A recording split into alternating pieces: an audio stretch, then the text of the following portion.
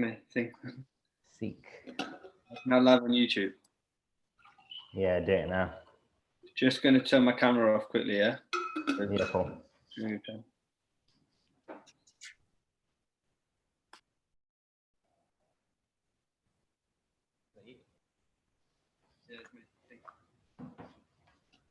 Now live on YouTube.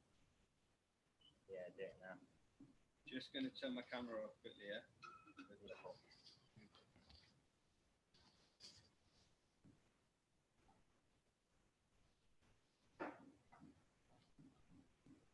Chris. Yeah, I'm back. That's right. Sorry. No, I was just testing the thing. Oh. Can you paste it in these WhatsApp groups? The link, yeah, I did. Yeah, see if these jokers turn up. And I'll put it in the Facebook. The WhatsApp group, yeah, cool, yeah. Yeah. Yeah, I'm back. Sorry. No, I was just testing the thing. Can you paste it in the WhatsApp group? The link, yeah. Yeah, see if these jokers turn up. And I'll put it in the Facebook. The WhatsApp group, yeah, cool, yeah. All right, son. Almost done.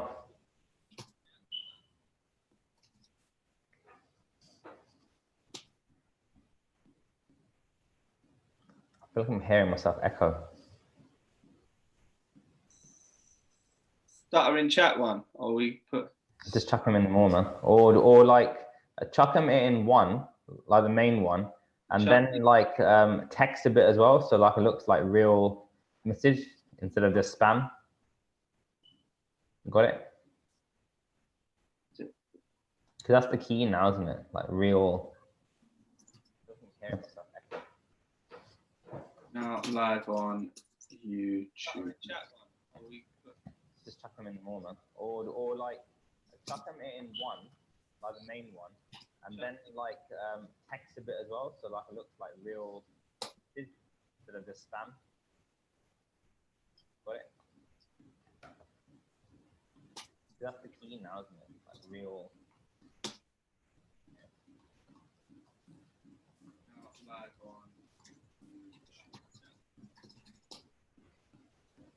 on. Okay. Which other groups? I think that's the main one, the Stop Running My Friends one, yeah? Yeah, and then we ask them to share it if they want to.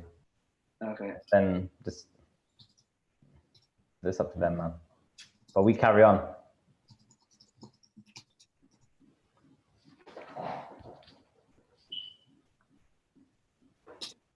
Cool. All right, we're gonna go, yeah? Yep. Lights, cameras, action. I think that's the main one, the Stop Running My Friends one. Can you mute this? Yeah, and then we ask them to share it if they want. Then 1 minute, bro. Cool. So mute. Please post any questions. Chris. Yeah. We're about to record in 3, 2, and 1. Christopher Jackson, Ruben Polai. This is SHB Unfiltered, the podcast, episode number, Chris? 33. I had to think about that one. 33 today. 33. That means we're still podcasting. That's what it means. We're still here every day. I think I've used this line many times, but it never gets tiresome. We are the only podcast featuring people who start streaming live every single day on Facebook mostly when it works, but today YouTube. We are the only podcast featuring people who start taking Q&A, putting ourselves in the limelight, on the road, in range of enemy fire, whatever you want to call it. We put ourselves on the spot and we challenge ourselves every single day, but we absolutely love it, which is why we're here, Chris, right? Yeah, exactly that. We put ourselves out there. We put ourselves on the spot. We're available for any comment, any questions, anything, and as well any criticisms. So definitely we're open to everything. I'm still trying to get my head around the fact that we've been doing this every day for 33 days, because it feels like we've been doing this a lot longer than that, especially when I re-watch and re-edit some of the audio from the earlier days. And when I say earlier days, it was only a few weeks ago, isn't it? Which is mad. Yeah, it is crazy to think every day. There hasn't been one day that we haven't turned up to do this. No. Not one. You know, people can think of any excuse that they can't do it. Can't do it because of this, can't do it because of that. No. Okay, we may have committed to a 6:15 time every day and we haven't met the time, but we still come every day. We still show. It is 6:50 if that counts. That counts. But... And also, it will be streamed live, regardless of the platform. Yes, we usually do it on Facebook. Today, we're having technical issues. Well, I don't even know if it's a technical issue on our part. It's just... Technical, mate. Technical. Right? Technical issue is a technical issue. Yeah. Whoever's fault it is. Yes. Quickly want to say thank you to the really prompt people who just said hi in comments. So Pedro Pena from My Stuttering Life, our friend from across the pond, and someone I need to get in contact with again because we spoke briefly last year, but we need to continue the conversation. So Pedro, I will be hitting you up. And Mr. Amraz Khan, who I haven't heard from in I don't know how long. So I hope you're doing well, brother. I hope you're doing well. CJ, how was your day? Today was good, man. Today was good. Quite chilled. Had a lot of work stuff to get through. Couple of HMRC issues, couple of general work queries that I had to deal with, which was good. I managed to do it. I had my task list set out, made sure I ticked every task off of that list today. And it's a very satisfying feeling when you tick off that last task that's on the list. So yeah, today's been a good day. What about you, Ruben?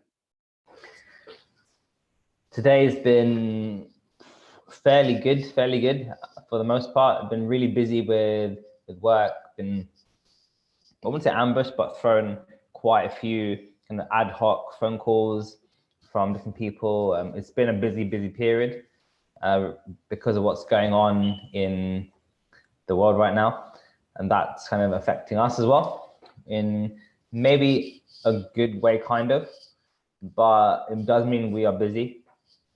The other highlight of my day was for the first time in a long time, I did a morning warm-up call with Adesanya, and we've actually come up with an exercise that me and him are gonna do consistently every day as well. So I will share details about that at some point in the podcast. What's going on here? I feel really left out about this. You got his phone number. Why haven't got me? No, because you get time with me every day for an hour, and I only give him 10 minutes, and you still feel that FOMO. You still feel left out of the picture. Yeah, I'm getting jealous that you're creating new exercises that I'm not a part of and have no knowledge of. It's nothing revolutionary. Trust me, mate. Trust me. Nah, just joking, man. Yeah, but we've actually we committed to doing a call every day, and what we're doing is we are together. We take 2 or 3 sentences each, and we are reading "Redefining Stuttering" by John Harrison together, and that's what we're going. That's what we are going to do now for the next few months until we're finished. That's a great idea.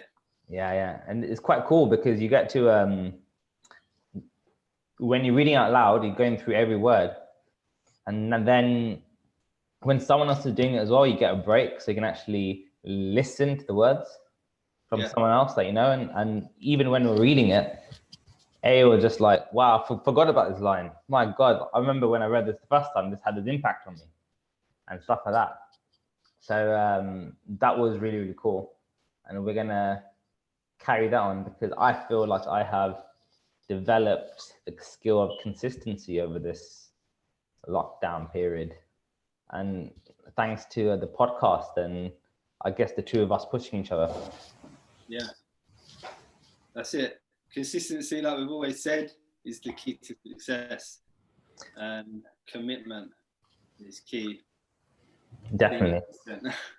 Well, this actually is a good segue then into the talking topic of today. I say topic, but we could tailor off or go into different types of tangents, but I'll find a way to somehow bring it back around. Don't worry, Chris. I'll always come in and save the day. Always come in and save the day. But today, key talking topic is essentially you can reach the top or reach top target or some kind of peak or the peak of what you've been trying to achieve. So you've worked on your speech or worked on your business or worked on your athletic career, worked on so many things. Now you've reached the top. What's next? How do you replicate? How do you stay there? And even if you can't stay there, how do you stay in the mix? How do you stay nearby there? Because maybe it's not realistic to be number one for 2, 3, 4, 5, 6, 7, 8, 9, 10 years. But it's not a bad effort to be top 3, top 2, always pushing. So you're going to kick off and we'll see where this ends up. Yeah, I'll have my coffee. This is going to be an interesting discussion because this is a very interesting topic that you've raised here. For me, looking at sports, I've always been heavily into sport. I like my basketball, massive interest into football. And what you learn is that it's a lot harder to stay at the top than actually getting to the top. It's a lot harder to stay at the top. You look at teams that win the league. How many teams have been able to defend it back to back? How many teams have been able to win back-to-back NBA championships? How many times do you see a boxer become world champion and lose their first defense fight? Andy Ruiz, for me, is a perfect example of that. You know, he managed to knock out Anthony Joshua. Yes, we can question Anthony Joshua's performance and his preparation going into that fight, but he became heavyweight world champion like against all odds, and he completely got so complacent that his defense on that fight was a joke. His performance was an actual joke. His preparation for his defense was terrible. And it is a classic example of how not to happen. And when we come to working on our speech, I see it in exactly the same way. I see it as people can make quite a lot of progress quite quickly. And when I say quickly, I'm not talking overnight. I'm talking in the space of a few months. So you can have a long lifetime of struggling, and then within a few months, you can literally change your whole belief system. And that's a short period of time for people listening on. It isn't a long amount of time because you know how quickly weeks go by. Yeah. 2 or 3 months is not long at all compared to the rest of your life. Yeah. Okay, that is noted, but it is long in comparison to what is promised out there. 3-day courses and crash courses and weekends. You know, so when people are expecting to change their life over a 3-day course, but then realize it's actually going to take you 4, 5, 6 months, their mindset kind of shifts, and it's like, oh, that's not what I expected. I thought it'd be quicker than that. So yeah, either way you want to look at it. But what I'm saying is, over a period of time, you begin to fall off. You begin to get complacent. You can begin to get complacent. That's not the case for everyone, but you can begin to get complacent. And what usually has to happen is you have to start doing the things again that got you to the top. And a lot of people reach the top, they can act a certain way, create this persona, and then when they're starting to fall off, a degree of embarrassment sets in. And it becomes demoralizing to start looking back at what you implemented in the very early stages and think, oh, I have to do that again now. I have to go all the way back. But unfortunately, yes, you do. If you look at the most elite athletes in the world, they have that underdog student mentality. Look how hard Cristiano Ronaldo works still. And I don't even know how old he is. How old is he? 34? No, he's older now. He's 35, 36. So he's 2 years older than Messi, actually. Yeah. 2 years older. And look how hard he still works. And he's won everything there is to win. If you look at basketball players like LeBron James, the guy spends $1 million a year on his body every year. You know, he has that student of the game mentality. He's always trying to improve, always trying to learn, always implementing the basics, the small things. And that's what we should be doing with our speech all the time, to keep ourselves at a level. I've got a question for you, but isn't much of a proper question, but more of a trigger for a talking point. How would you kind of analyze Sir Alex Ferguson's ability to stay at the top? The way he formed teams, knew when it was time to get rid of people and rebuild, and then come back after that dip in the mid-2000s. Did you get that? Yeah. How would I analyze that?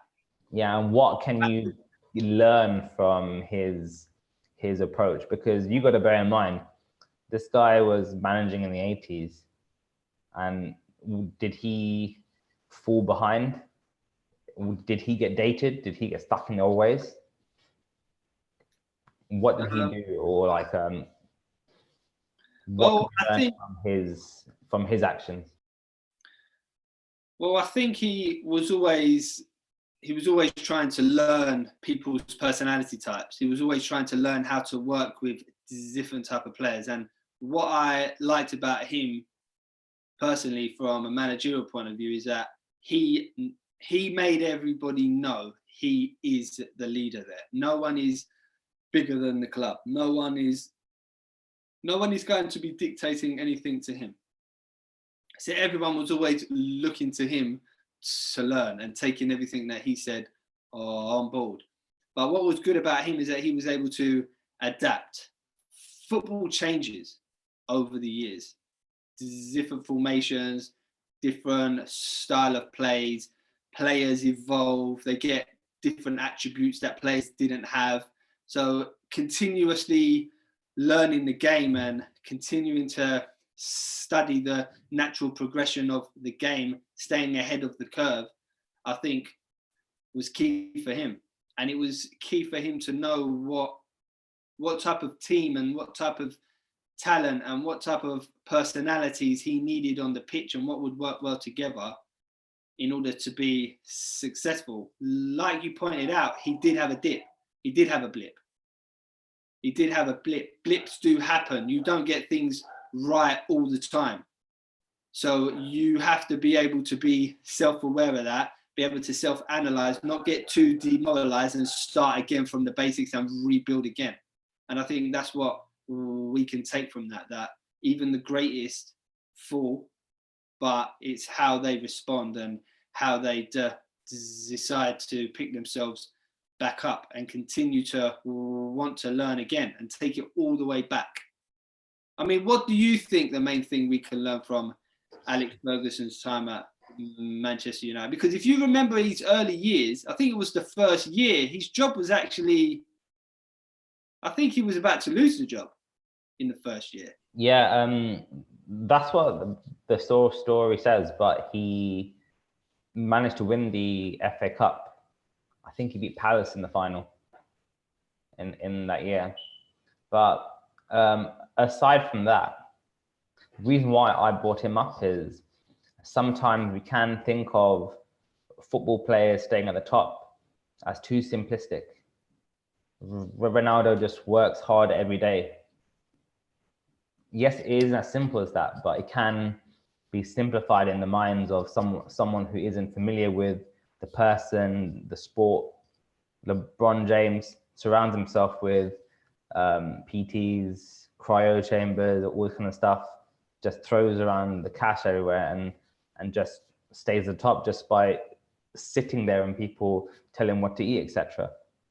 The reason why I brought up Alex Ferguson is because essentially he can only control everything in the week, but that 90 minutes on the weekend where everything is on the line, he does not have control over that period. And he's had to do it over 3 decades, spanning changes with the money in the game, TV, the way the ownership structures changed. When all the new money came in, first the Russians, then the Arabs, and he's had to adapt in that period. Why do you think Wenger dipped and second half of his tenure was rubbish in the grand scheme of things, whereas he was revolutionary in the first half? I think you have to keep the hunger also. Wenger was hungry, but the game moved on. Yeah, and the game moved on. Move on with it. Yeah, because they built the Emirates, or they planned it purely for Arsenal to be a financial superpower in 10 years' time. But then 1 year later, who turned up? Abramovich. 1 minute. I ran out of battery in my light. I'm going to turn on the backup one.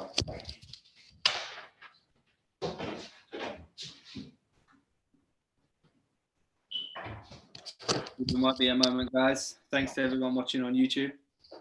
I had a feeling that would happen at some point. My charger broke. So yeah, it's a bit annoying. Let me try to make a few adjustments. Keep talking about something, Chris. Go on, Chris. Has anyone got anything to add on the YouTube feed about what we can learn from people like Alex Ferguson?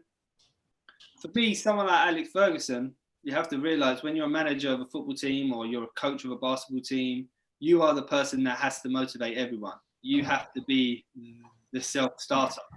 You have to be the one that pushes yourself and you're not relying on anybody else. Like you were pointing out, Ruben, pointed out, people like LeBron James, people like Cristiano Ronaldo, they can invest in other people to push them. They can invest in people saying, right, this is what you're eating for breakfast, this is what you're eating for lunch, this is what you're eating for dinner. Your training program at the moment is this, this, and this, and this.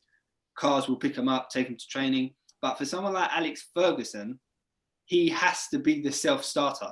He has to motivate. He has to find what his long-term motivation is for wanting to do this.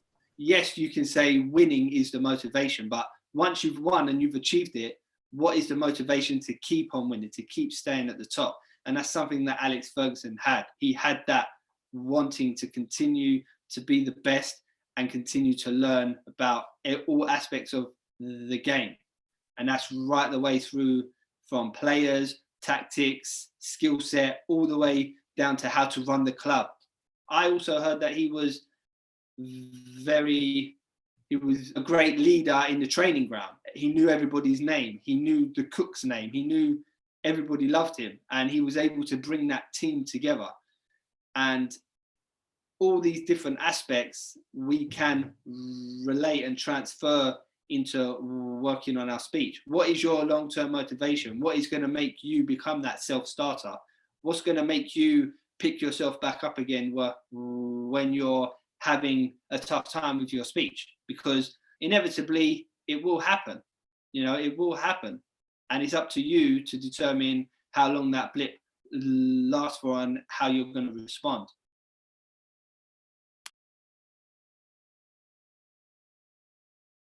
I'm on mute, obviously, but thank you very much, Chris. I just got a comment from Pedro, My Stuttering Life, saying, you have to set the example.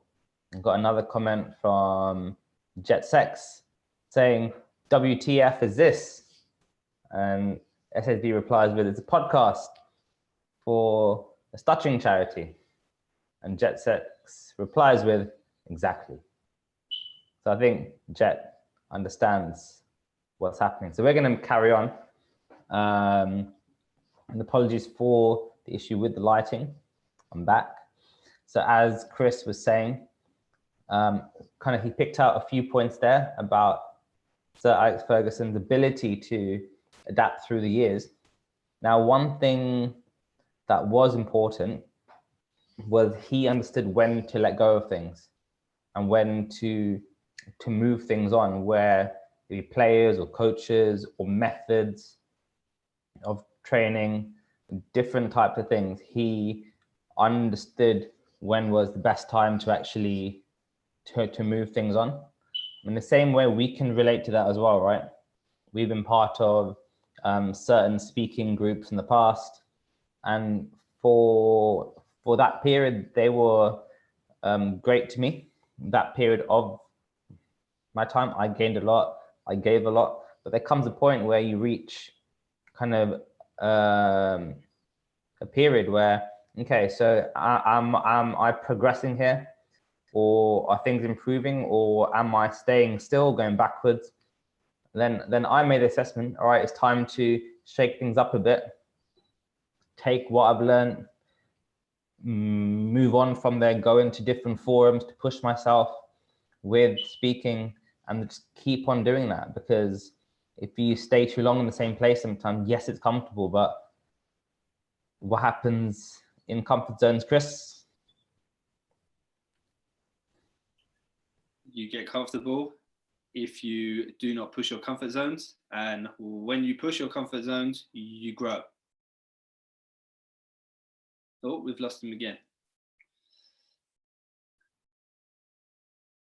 Once you push your comfort zones, you grow. Exactly. Sorry, Chris, had to plug in my charger. It's all happening today, isn't it? It's all happening today. So unorganized. Sorry, dude. It's all going off for you today. It's all going off. It's pun intended with the light. What I think as well, it's, so if you are a leader of group or a team or an organization, understanding that you yourself, yes, you could be at the peak or the edge of your field or what you're doing, but you may have a drop in performance. Now, do you think that your team will respect you if they identify it but see that you aren't taking action? Or will you enhance your value if you actually take action and understand that, hang on a minute, I need to do something because I'm not performing at my best? And is that more powerful? Yeah, a lot more powerful. You will get the respect because you're leading by example.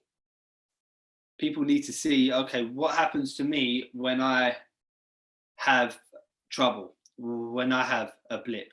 People need to know that, okay, I'm watching this person have a bad performance, but how is he going to bounce back? That's how I have to bounce back, because it's only a matter of time before you have a bad performance. In football, that's why you have a captain. That captain's supposed to lead by example. That captain's supposed to be the experienced one. That captain's supposed to lead by example and motivate everyone. But when it comes to working on your speech, everyone has to be their own captain. In my opinion, everyone has to be their own captain. But also what I like about Alex Ferguson is he didn't allow himself to be dependent on anyone. Anyone in his squad, he didn't care the celebrity profile, what they were about, how big of a player they were to the club. If you wasn't fitting in with his philosophy or his plan, you are out the door, mate. He does not care. And that's what we have to do. Anything that's not fitting into us working on our speech and making that progress, you are out the door. Dismiss it, because that's only going to hold you back from growing. Definitely. I saw something a while back, and this was an interview that Dan Pena did. And one of the things he said was make a list of what you want to achieve, maybe in the next few months, maybe in the next year. I'm not sure about timeline, but just make a specific list. Now make a list of the people you spoke to in the past week. Now try to connect if these people are helping you reach those goals. And maybe they are people you have to speak to, but then put a time next to those people, or a fraction. How much time are you spending with them, and are they pushing you towards your goals? Yeah, that comes back to that common thing about you are the average of the 5 people that you spend the most time with, right? Yeah, exactly. And it makes a difference, because yes, you could have these like great plans and stuff like that and really kick things off, but to continue it and to make it long lasting, to get that consistency, you need the right people, the right group to actually keep your goals, your dreams going forward. That's so important. And that's why I think that with SHB, we have that amongst ourselves, but we also have the wider community who are reaching out and offering to help.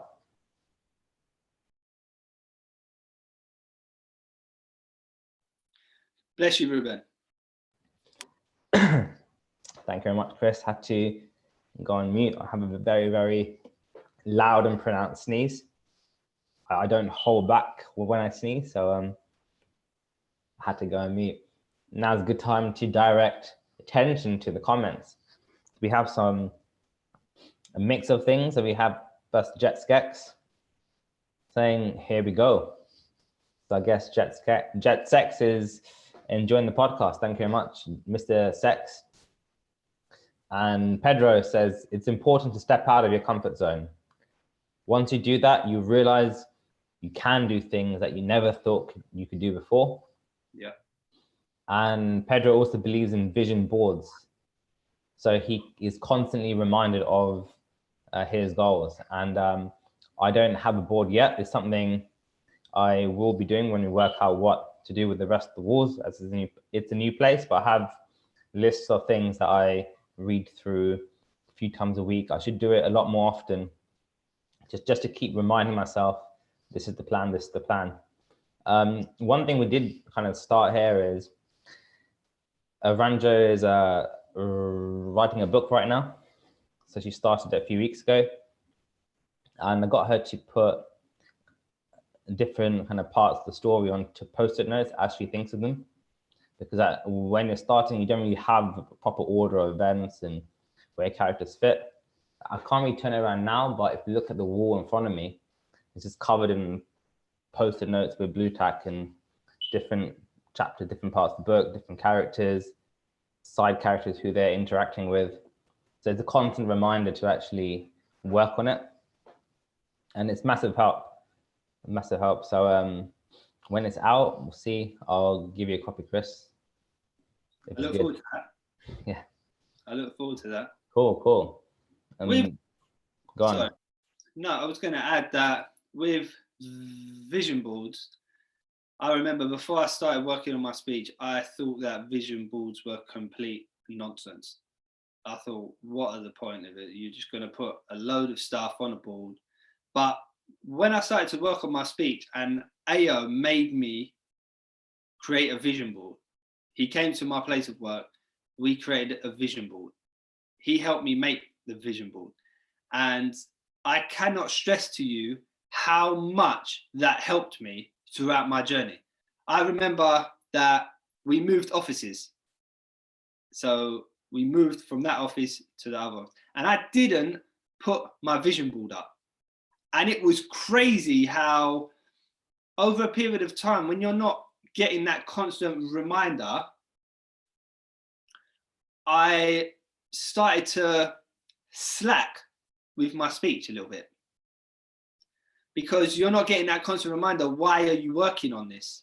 Why are you doing this? What are your goals? What are your aspirations in life?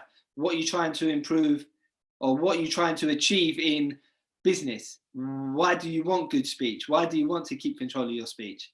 And when you don't have that constant reminder every day, when you're having a bad day, you haven't got something visual there to pick you back up. And that's what I was lacking for potentially 3 or 4 months. And once I put it back up, things really started to change for me, because it was like, whenever something bad happened at work, or you were stressed out, you look at the ball and you're like, okay, this is why I'm here. This is what I'm working towards. So I used to think they were nonsense, but I've realized they are so important. They're so useful.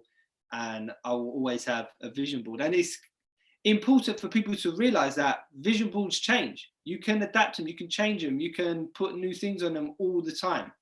But as long as you know you're working towards something, that is key for motivation, especially.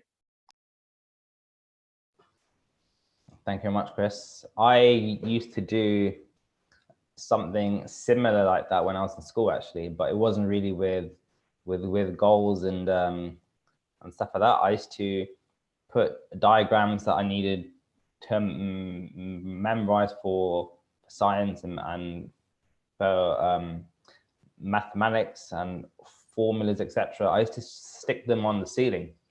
So when I woke up, it was the first thing I saw. And if I was just lying in bed as well, I could see them and just have a read and just keep processing.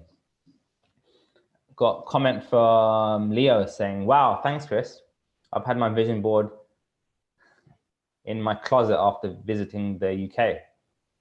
I hope it means close to him, or as opposed to closet, because if, it's in the closet, Leo, then yeah, it isn't any good. Closet. Yeah, juice in the closet. Oh wow, yeah, he said it's in his closet. Nah, get that out of the closet. Get it out. And thank you for Pedro for his valid points. Now we've got a really specific question, but very relatable one from Amrez, who says, what should you do if you're in a position where you have a job? Give me a second, I need to reread that. So you've gone back to university and you're back at the starting position of your speech and starting the cycle again with interviews and jobs. What should you do? Now, Chris, before you answer this, I'm going to say one thing, right? One thing. You will never, ever, ever be back at the very, very start, because you already have more knowledge, experience, and more belief than you would have at the very, very start. So regardless of what you sound like, you are already a few steps ahead. So it's impossible to actually go back to square one, because you have the knowledge and the achievements behind you. All right, Chris, smash this one out of the park. 3, 2, 1, go. I would say the most important thing is to think back. So you're telling me that you've come back to your original cycle of speech, which I'm assuming means that you've gone backwards and your speech is not great, or where you want it to be, or where it has been. The best advice I could give is you need to think back and remember what you were implementing at the beginning of your journey that got you to the point where you were enjoying good controlled speech. What were the small things? Everything. What were those? You need to be doing those things again. You have to go all the way back to basics. I think you need to listen to Ayo's post that he posted today. And I think that will give a lot of inspiration to a lot of people that feel like their speech has gone backwards. I think the key thing here is to remove all ego, remove all thoughts of it being demoralizing, to go all the way back to basics. But you're not going to go on any sort of course or any program that is going to teach you anything new at the stage that you are at. You know what you need to do. You're more than capable of self-coaching. It's just about accepting, removing all pride that you have to go right the way back to basics. And when I say back to basics, everything that you implemented. I'm not going to go into tools and techniques at the moment because you know what they are. But when I'm talking about being a lunatic on the phone, making as many phone calls as you can, all these different things that we do at the beginning of our journey, you have to start doing again, because you haven't lost belief in the technique, you've lost belief in your ability to execute it where it matters, because you haven't had those wins recently. So you need to get those small wins, take those incremental steps again to get to where you were. I'm sure you've got something to add to that, Ruben. Yeah, just one line probably. So at the start of the podcast, you were talking about kind of athletes who are always working and they reach the pinnacle, they've won all these awards and cups and trophies, etc. Now, do you think that when they've done that and they get to training, do they then stop listening to instructions from their personal trainer who has not achieved anything compared to them, who is just some person who isn't famous or anything like that? Do they stop taking advice from that person and just say, I'm here, you are here, why should I actually listen to you? Because they're the people that helped them take those steps to get to that level. Exactly. And in the same way, if you don't replicate and actually go through the same process and do the same basics and seek out people who have that knowledge. If you can't push yourself, seek out people who can. Now, for some people, if they've reached a certain level and made all these achievements, it's a kick in the ball sometimes, isn't it? It affects your pride. Yeah, massively. Affects your pride. Yeah. Another way I would put it is, if a footballer gets injured, is he coming back from injury and is he sprinting the way he used to sprint during his rehab? No, because he can't. Because if he does that, he's going to get injured again. It's like, if we take advantage of the situation and try and go for fluency when we've been struggling with our speech for a long time now, you're going to trip up again and again and again, and you're not going to be able to make that progress again. Like an injured footballer has to go through the basic steps of rehab. You know, there's footballers that will squat quite well, but they get injured and they have to just squat with the bar or with no weights, or, you know, and that can be demoralizing to a footballer. You know, they're at the height of their career, they're smashing it, they're top goal scorer in the league. How do you think Harry Kane feels when he comes back from injury and he pretty much has to learn how to run again, or when players tear their Achilles? This is the same thing for us, but we have to go through that rehab. And if we don't go through that rehab properly, we're going to get injured again. And it's the same thing with working on your speech. Very, very, very powerful, Chris. Very, very powerful. And just want to take it back to the question at hand. You got to think, what have you been doing at previous interviews that has worked for you? What did you do in the prep before then, in the weeks, the months before? And then look at yourself now and see what you need to do for that particular interview.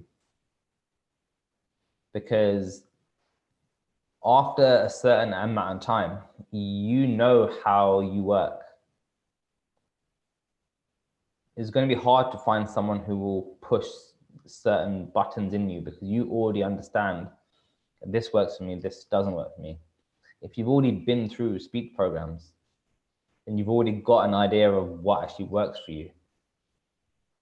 But it's just up to you to implement those things and really hone in. And don't be afraid to go back to basics. Don't be afraid to ask for help. Don't be afraid, because even asking for help, those small things that could actually take you forward. It'll chip away at any type of chip on your shoulder you have. Because I can tell you from experience, I've reached certain heights and certain levels of fluency only to be dealt a reality check. Now it's up to, and it was up to me to actually own up to it and face up to it, be open about it. That's the first step to move on. Because if you can't do that, then you will be preventing yourself from actually applying the principles that got you there in the first place. And you'll be on a slippery slope, really slippery slope.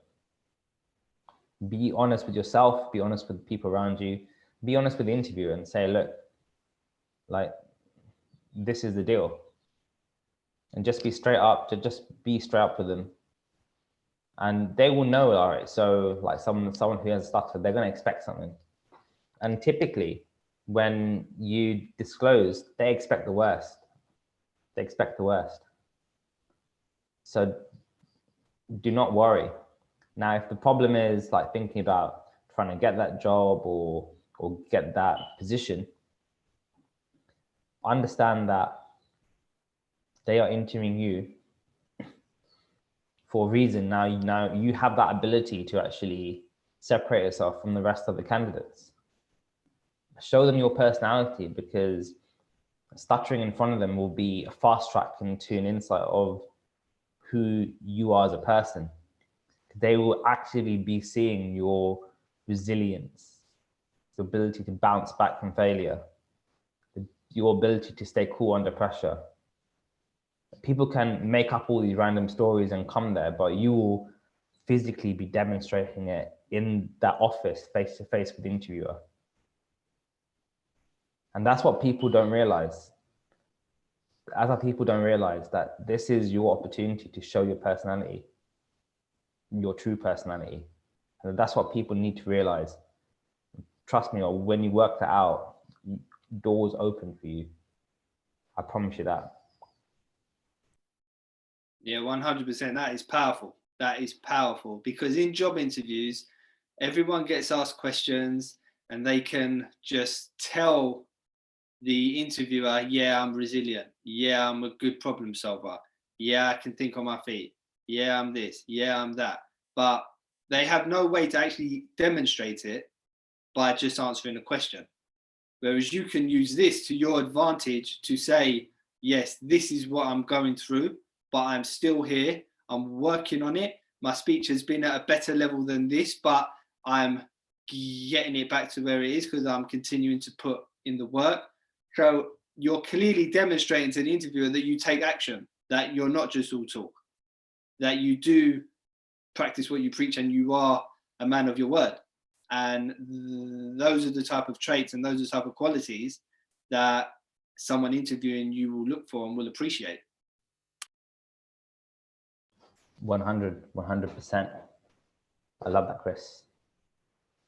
Just another side story. So I think I mentioned it earlier briefly in WhatsApp, Chris, but I read a bit more into it. So Jordan Peterson, people may be aware of him through his videos on YouTube, but that's how he became popularized. So he is a professor in psychology, world famous now.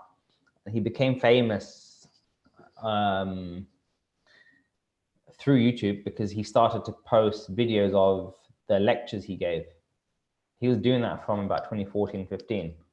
Now he wrote a book that I read last year, the 12 Rules. Really, really good book. Very, very powerful. And it's just different ideas and concepts about kind of life and dealing with different things. And it makes you really open your eyes to things, and he's quite blunt. He's very, very blunt, and he divides opinion. He'll drop in things like some people, some parents, they aren't qualified to be parents, and that is the honest truth. Sometimes he says there are some parents out there who aren't qualified to be parents, and he says kind of a few other profound things and a few other controversial things. Now, he's an expert in psychology. Like he is a leader in his field. But last year he admitted himself for help for his mental health, and he booked himself into a psychologist because he was having struggles. I can't remember the exact story, but I think his wife was having health problems, putting a lot of pressure on him, and he had to balance out. He was taking some medication to address some of the depression issues, but he became addicted to them. But he was smart enough to realize what was happening and actually take action and take off that pride and actually be open and say, look, I've got a problem, and do something about it. He's actually taking his own advice. I think that was powerful. It just shows if he can have mental health issues and kind of step up and put his hand up and say, I need help. And this guy's a leader in psychology. And any question about depression and all that kind of stuff, like he will have answers. One of the things he said was the reason why people get depressed is because they aren't following their purpose.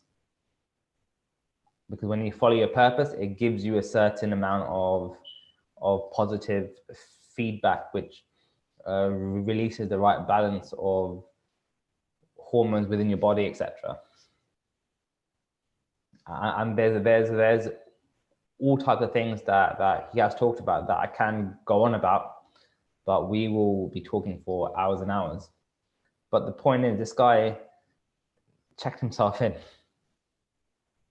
Now, if you aren't able to own up and actually check yourself in for a bit more help to address some communication issues that you are recently having, then look at him as an example. Because who are you to have that pride where he should be having a pride bigger than yours, much bigger. But he was humble enough to actually take that hit and take action to save his life. Now it's up to you to do the same thing. There should not be any excuse. If you have coaches, if you're part of some kind of program, use that program. What's the point of having a lifetime support if you're too scared to actually speak to people?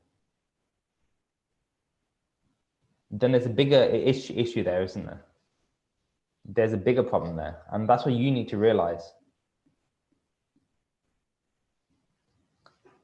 Me, Chris?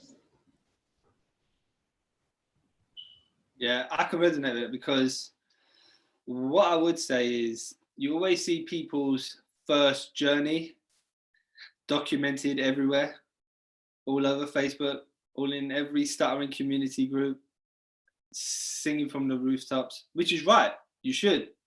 You know, that's really good.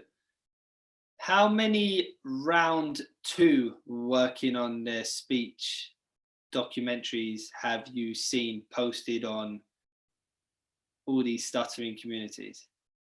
I've only seen one, and that was my one. That's the only one I've ever seen. I was struggling with my speech around September, October last year. 1 year on from when I made the speech at UCL, Ruben. Mm-hmm. 1 year when I smashed it. Everyone was calling me, saying how amazing it was. Your speech is amazing, fantastic. Can't believe how far you've come. 1 year later, I'm struggling to the point that I need assistance. I need help. I need that push. And what I realized was that second round of working on my speech and being willing to document it, that gave me a different level of freedom. That gave me a different level of acceptance. That gave me a different level of desensitization. And not too many people want to go down that route. Too many people want to try and get away with it in their own life. They want to try and claw it back somehow without telling no one. Very difficult, because unless you're really self-aware and you've been in that position before and bounced back with help without documenting it, and now it might be a third or fourth time, it's very difficult, very difficult. So I don't think there's any shame in documenting that you're working on your speech more than once, that you've gone back to basics. It proves we're human, and it proves what we do works. It proves that it is long lasting if you implement it. So many people are like, oh, but does it work long term? Well, what does long term mean to you? What does that mean? Does that mean that you do it once and you never have to do it again? No, there's nothing in the world that works like that. There's no athlete that trains once and it will last for a 20-year career. So it's the same with us. It's exactly the same with us. And if you're comfortable to document your round 2 working on your speech journey, trust me, you won't care. You'll have a different level of desensitization, a different level of acceptance, and you'll enjoy it again. And you will go on that fun journey all over again. And you will be able to get back to where you were without having to hide, without having to act like you're something you're not to certain people in the stuttering community. Well said, Chris. Well said. And I think, and that pretty much sums it up, right? It is a good summary of what we've talked about today, where A, achieving, B, reacting to dropping off, and C, what's your mentality? How much time are you giving yourself? If you're looking for a quick burst and leap, then, and if you act that way, then that's what you're going to get. But if you want the longer lasting results, put in the longer lasting work. CJ, any final thoughts and parting words? Yeah, just regardless of what stage you are at your journey, always appreciate that we're always vulnerable. We always need to put in the work. We need to be consistent with the work. And if you need to go back to basics, there's no shame in that at all. Remove your ego, remove your pride, and get back to basics, and let's start making progress again. Cool. Thank you very much, Chris. That's it for episode 33. As you can see, Chris and I are still living without a haircut. So we'll see. I need a haircut. Dude, so I'm struggling, man. I'm struggling. It may not look like it now, but it's just, we'll see what happens over the next few weeks as well, because I'm due. Trust me, I'm due. It's going to be an interesting, there's going to be queues. There's going to be queues. Everywhere there's going to be queues. Can you book an appointment at your barber's? Yeah. I'm actually friends with the guy now as well. So I met him through my manager at work, and he cuts hair across the road as well. What, from work? Yeah. Oh, okay. So it's perfect. So that's where I go for lunch break and stuff, or straight after work. And he actually gave me a free haircut before the wedding. So this is my present to you. And nice. Yeah, he's a good guy. I really like him a lot. So Peter, if you're watching somewhere, I can't wait to see you again soon, because it's time. My hair grows fast as well. That's the problem. It does this thing where it grows faster on the sides. So as time goes on, it becomes more and more square. Yeah. Problem, man. Problems. Lockdown problems. Your own hair, or Sorry? you even going to consider? Would you consider cutting your own hair? I haven't done it in like a long time. So I did it before, like back in the day, but that was when I was doing like a kind of messy-ish look with the. Do you remember like a Beckham had that thing, the spiky and then the kind of spiky back as well. So you can do it with that, because if it isn't even, then it's actually better because it adds to the textured effect. I can actually chop hair, by the way. No way. Trust. Nah. Trust. You don't believe me, but I do. Back in the day, I used to cut my dad's hair, my brother's hair and stuff, and my friend's hair once, twice. So, but it's been some time now because. I'm surprised you haven't made one of those Instagram tutorials. Right, this is how you cut your hair at home on your own. It's wicked, man. Maybe one day. But CJ, I think it's time, dude. I think it's time. We have overstayed our welcome on YouTube. Yep. Episode 33 is done. Any last words before I call it a day? Nope, no more last words. That's a wrap, as they say. That's cool. It. Wrap it up. And for me, just remember what we said. Whatever you do, whatever you achieve, don't hold back. And if things aren't going too well, don't worry, reassess, just bounce back. And that's all you can do. Just keep going. It's a journey. There's no destination. It's just an endless journey. And that's it, man. Chris, thank you very much. I'm going to put this one away. So everyone, thanks for watching. Thanks for commenting. And remember, stop holding back.